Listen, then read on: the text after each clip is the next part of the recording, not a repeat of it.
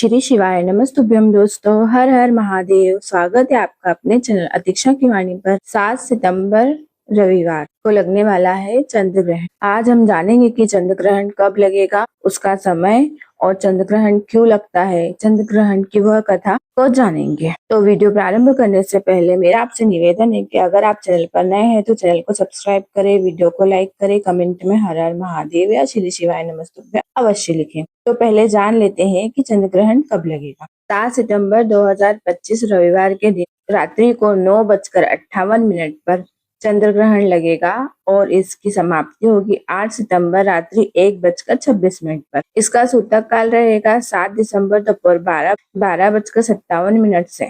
यहाँ बता दें, चंद्र ग्रहण जो होता है उसका सूतक काल का समय 9 घंटे का होता है और सूर्य ग्रहण का सूतक काल 12 घंटे का होता है। ग्रहण का कुल समय लगभग 3 घंटे 28 मिनट होगा। पूर्ण चंद्र ग्रहण के दौरान चंद्रमा लाल रंग का दिखाई देता है, जिसे ब्लड मून भी कहा जाता है। तो चलिए अब हम जानते हैं कि चंद्र ग्रहण क्यों लगता है और इसकी कथा क्या है। एक समय की बात है, देवता और असुरों के बीच कई बार युद्ध हुए। समय के साथ देवताओं की शक्ति कमजोर पड़ गई थी, क्योंकि महर्षि दुर्वासा के श्राप से इंद्रदेव, जो कि देवताओं के राजा हैं, और उनके साथ सभी देवता दुर्लभ हो गए थे। ऐसे में असुर शक्तिशाली हो गए और स्वर्ग लोक पर अधिकार करने लगे। असहाय देवताओं ने भगवान विष्णु की शरण ली। भगवान विष्णु ने उन्हें उपाय बताया कि यदि क्षीर सागर, दूध के महासागर का मंथन किया जाए तो उसमें से अमृत प्राप्त होगा।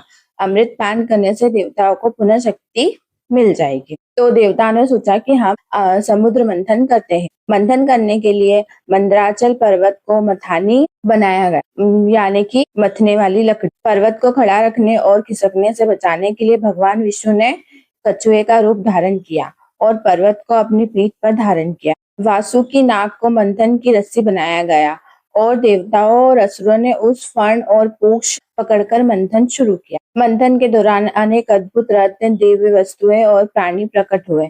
इनमें से कुछ महत्वपूर्ण वो थे, जैसे कि हल विष। यह अत्यंत भयानक विष था जिससे समस्त लोग जलने लगे। इसे भगवान शिव ने अपने कंठ में धारण किया और नीले कंठ वाले नीलकंठ कहलाए। ऐरावत हाथी, कामधेनु गाय, उच्च श्रवा घोड़ा, कल्पवृक्ष आदि। लक्ष्मी जी स्वयं प्रकट हुए और भगवान विष्णु को वरण किया। फिर अंत में धन्वंतरी देव प्रकट हुए और उनके हाथों में अमृत का कलश था। जब अमृत का कलश निकला तो देवता और असुर दोनों उस पर टूट पड़े। सभी अमृत को प्राप्त करना चाहते थे, क्योंकि इससे अमर तत्व और असीम शक्ति मिलती। असुर अमृत को छीनने लगे, किंतु भगवान विष्णु ने मोहिनी अवतार धारण कर अमृत वितरण का दायित्व संभाला। मोहिनी के मोहक रूप में सब असुर मोहित हो गए। विष्णु जी ने चालाकी से अमृत केवल देवताओं को ही पिला दिया। इस दौरान एक असुर स्वर भानु नाम से देवताओं के बीच बैठ गया। उसने चालाकी से अमृत की कुछ बूंदें पी ली। तभी सूर्य और चंद्रमा ने उसकी पहचान कर ली और देवताओं को बता दिया। भगवान विष्णु ने तुरंत सुदर्शन चक्र से उसका सिर धड़ से अलग कर दिया,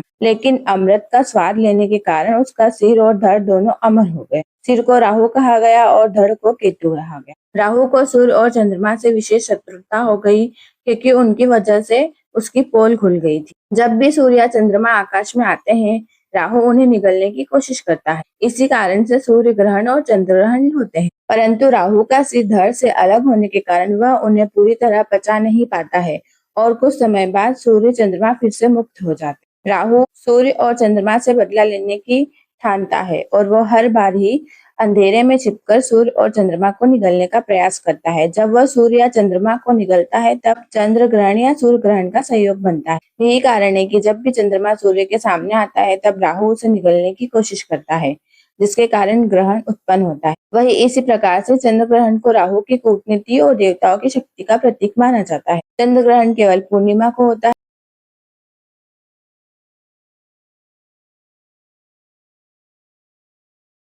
इसका एक वैज्ञानिक दृष्टिकोण भी है। वैज्ञानिकों के हिसाब से जब चंद्रमा पृथ्वी और सूर्य के बीच आता है, तो वह सूर्य की रोशनी को रोक लेता है। इसी स्थिति में पृथ्वी पर कुछ स्थानों पर सूर्य की रोशनी नहीं पहुंच पाती है और दिन के समय अंधेरा छा जाता है। यही घटना सूर्य ग्रहण कहलाती है। यह केवल अमावस्या के दिन होता है।